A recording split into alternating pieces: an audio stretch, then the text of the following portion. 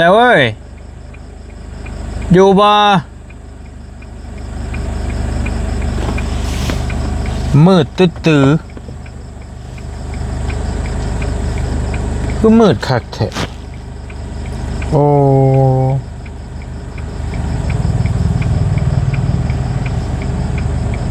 เอ้าอยู่สามบ่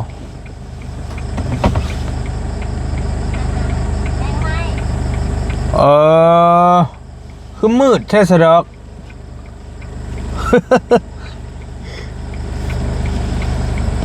นอนแล้วบ่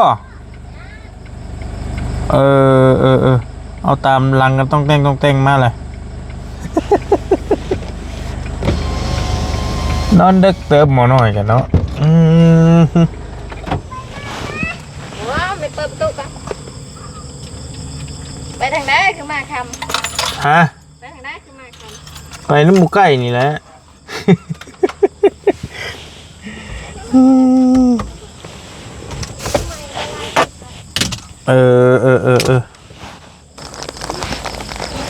ก็เครื่องปลูกลายเนาะ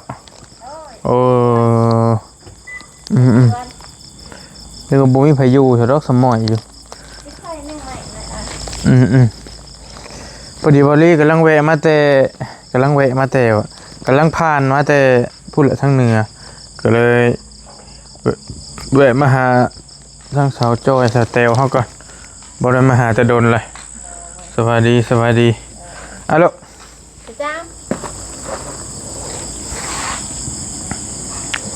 จ้า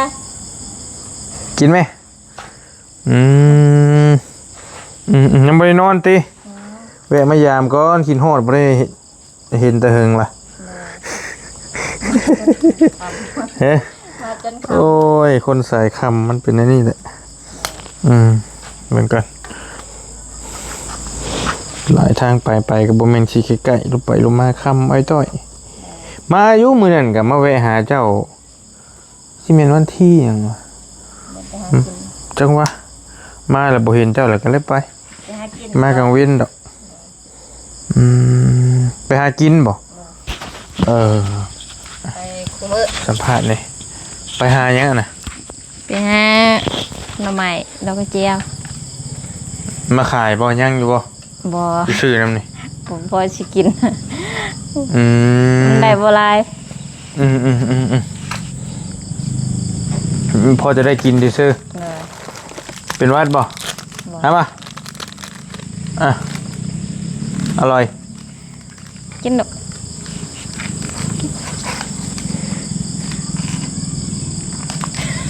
อยู่กับใครอยู่2 คนนี่บ่เลย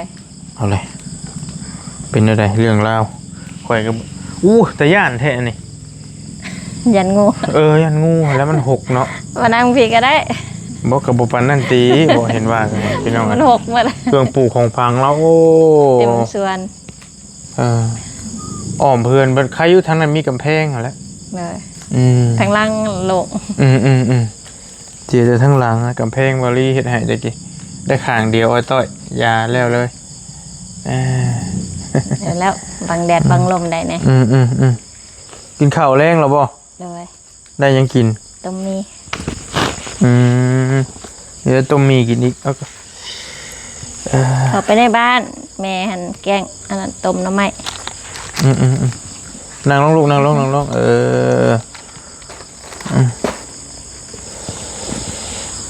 โดนนึกว่าไฟขาดไฟดับบ่อยคือมืดจะคืออยู่บ่ปิดไว้แบ่งใหม่ลายๆจิกนอนไปนอนไป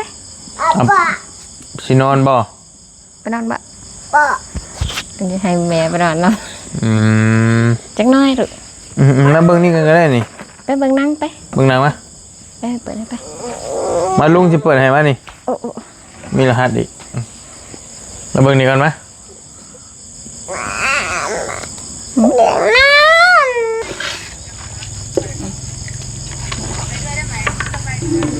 เพิ่นแอบคิดว่าตอนข่อยบ่ทันมากะ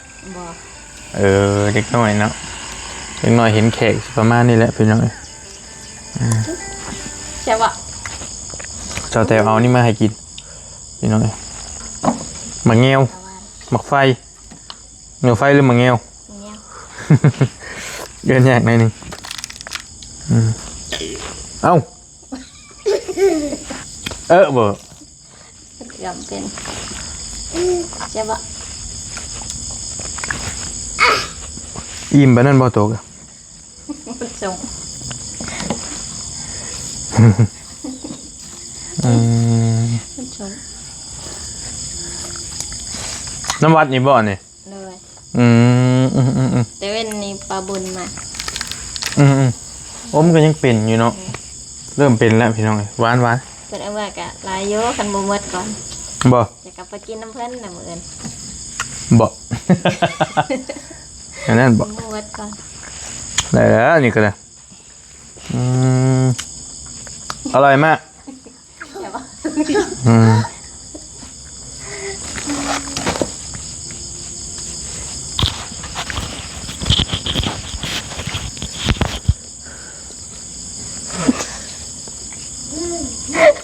เดี๋ยวมึงแงวอยู่อ่ะเพิ่น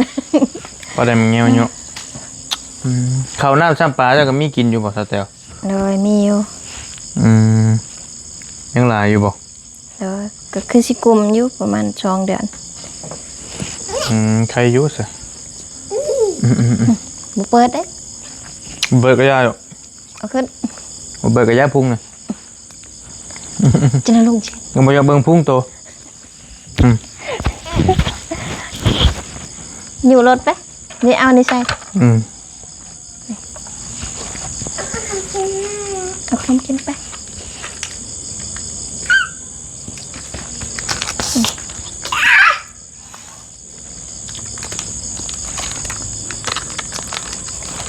อะไรกินยังบ่อยากยาเนี่ยหมานี่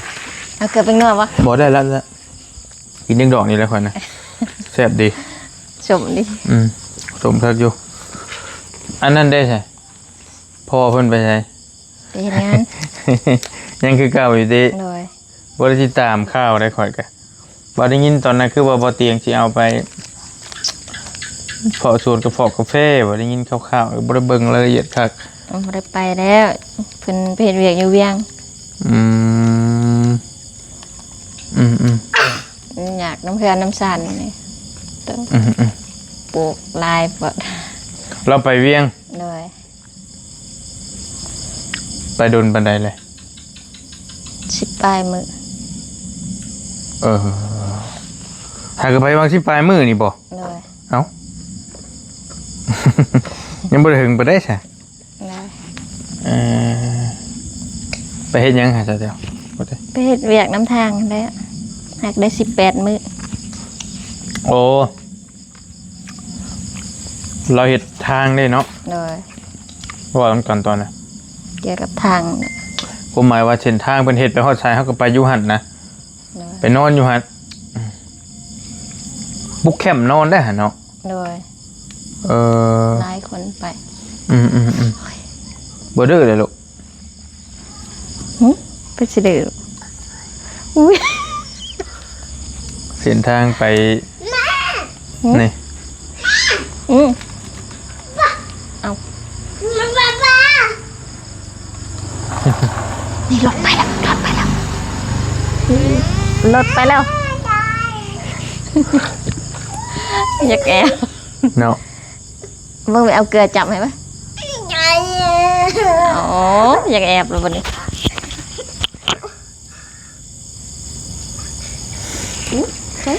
เห็นแขกมาเลยย่านพ่อตัวอยู่บ่ได้แอบสิบ่มันก็ฮู้ว่าพ่อมันเนาะหมอน้อยๆหยอกกันก็พ่ออีกอีลึก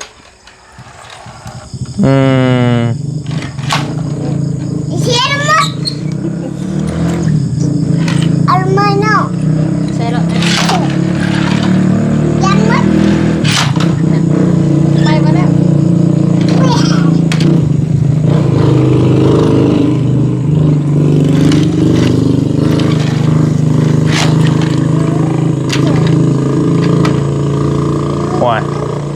ว่าสิเงียบกูบ่ได้เงียบได้เฮือนบ้านเจ้านี่กันเนาะ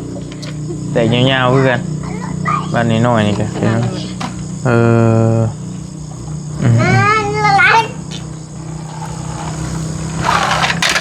แน่ แต่ละมือแล้วงองๆแง่มสิ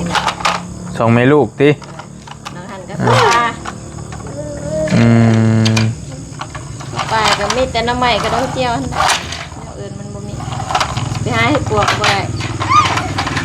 อืม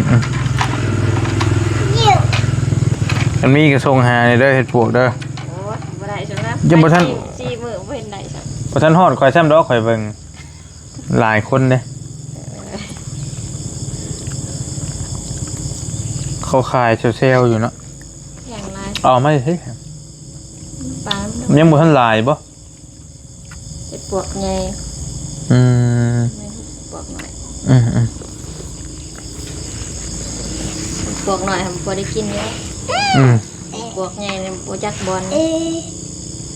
พอแล้ว แล้ว ไปอ่ะเพิ่นมาอยู่นี่จะคืนพอเพิ่น สี่บ่ อืมกับบริยานหมอนี่กันติธรรมดามันมันกระเปกว่ะชุดเบานั่นในบ่พรเด้ขอโทษย่านบ่พุ่นน่ะก็ ย่านได้ พุ่นน่ะอย่าฮะ คือเปรมันก็ย่านได้ถึงหน่อย ย่านบ่พุ่นน่ะ ย่าน ที่เห็นหยอกย่องๆๆๆกันอยู่ โอ้ยยกกันนั่นแหละ อืมเป็นบางช่วงติ เลย แต่ว่าผู้นี้บ่ย่านผู้นี้ติ มีบ่ย่าน เว้ยเปกเว้ยสิเป็นพ่อตัวอีแล้วบัดนี้ อืมแต่บอยกับยอมต้องยอมเฮาว่าเพิ่นคือกันเด้บักคำนี่กับเบานี่เพิ่นนี่ ถือว่า คือลีโลเลยคือลูกแท้ๆนี่ น้ำมันได้ บ่เป็นผู้นี้บ่ตะกี้น่ะพ่อเพิ่นโยยันว่าว่าคือได้คือเอา เสร็จแล้วชัดก่อนวะ ชื่อยังก็ชื่อแล้วนะ มา เท่ามามันคือกับเท่าสีไส้นี่นะพี่น้องมือไปพ่ออยู่เพิ่นบ่เตียงเพิ่นนั่งกันก็คือแท้คือว่าอืม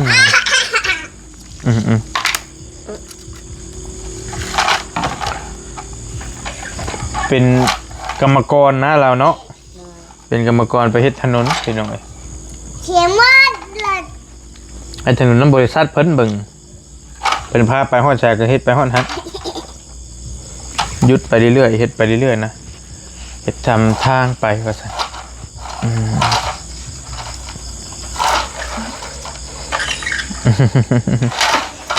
อืมขนาดตกลงปรงใจกันครั้งนี้แล้วคันว่ามีก็แม่น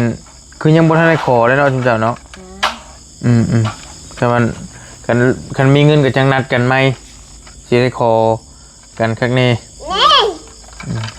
ก็ต้องตามพี่ตามคลองแหละพี่น้องเอ้ย ป่ะ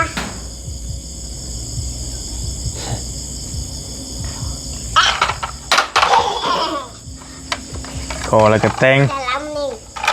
ดาว นี่ ดาวที่มันต้องดาว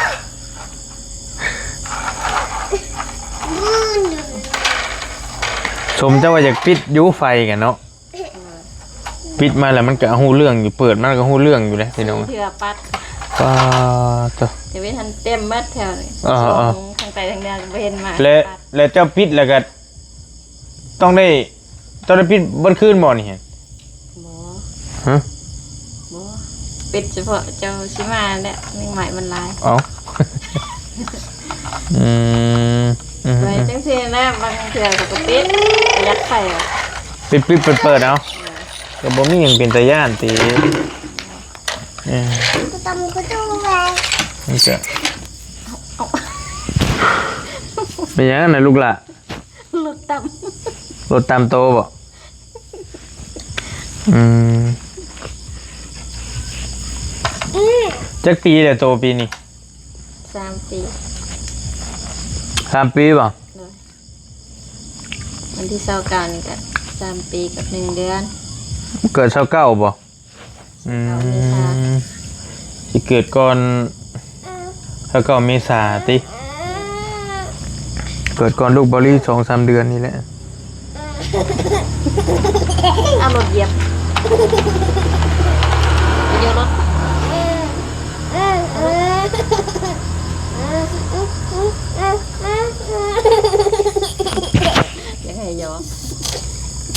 ยาบ่ แต่เรานึกว่าตัวนอนแล้วได้นอนแล้วแท้ๆตัวอืม เก็บแป้งไปเก็บแป้งไป ไก่ เอ้า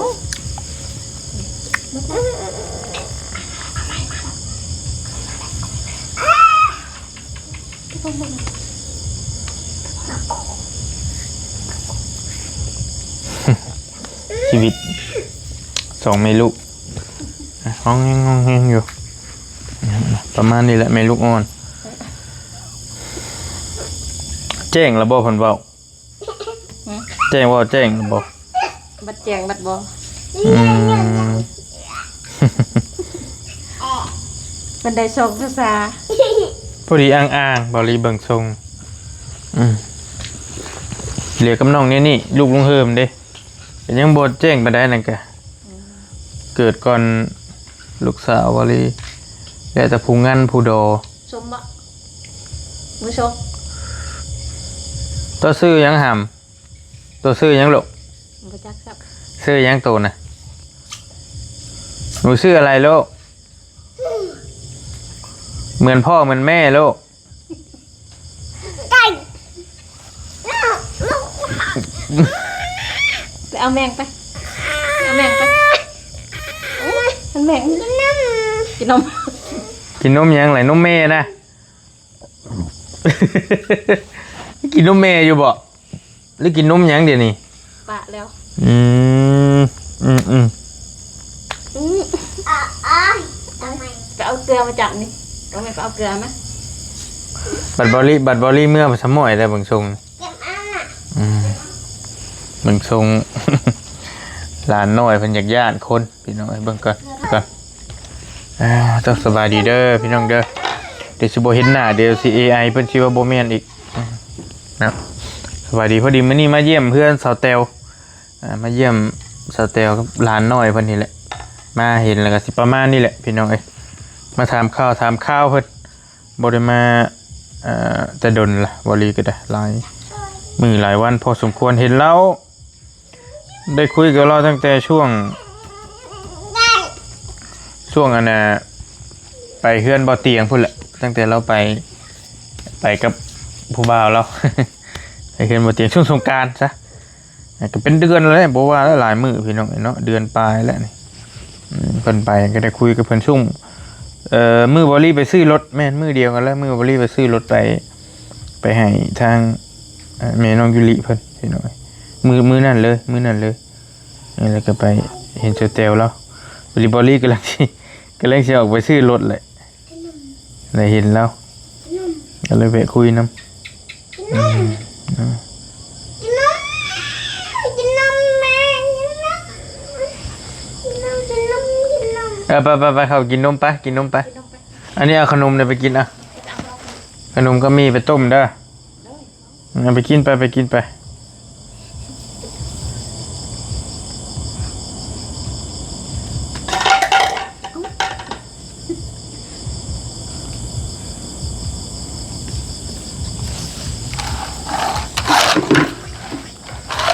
ให้แม่ได้ครับบอก ตามลูก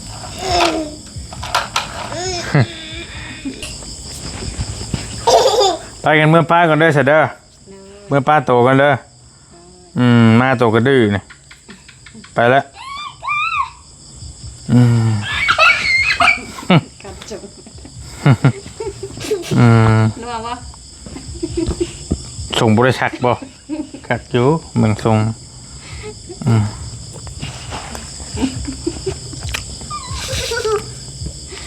เป็นบางเงี้ยวพวกนึงล่ะพี่น้องเลยเมื่อบาทนี่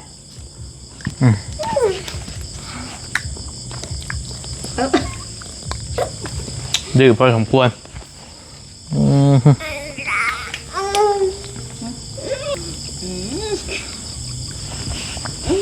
ถ้าเมื่อวิทย์ละช่วยม้อยได้เบิ่งทรงเงินเนี่ยบ่เงินซื้อขนมมาบ่เงินไปซื้อขนมเนี่ย เอาพวกเงินซื้อขนม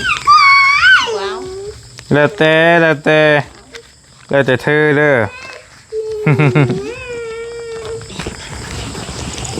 อันนี้เงินไปซื้อขนมมา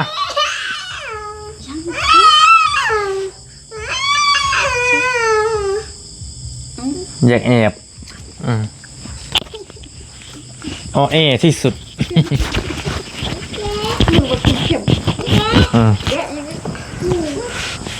ไปลุงมาป้าเลยเด้อรถไฟมาแล้วป่ะนี่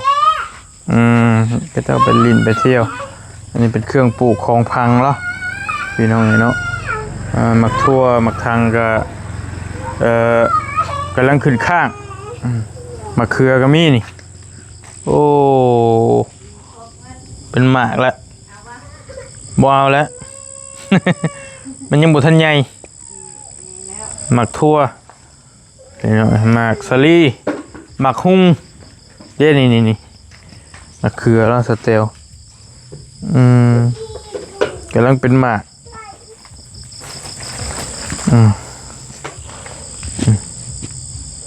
มะเขือ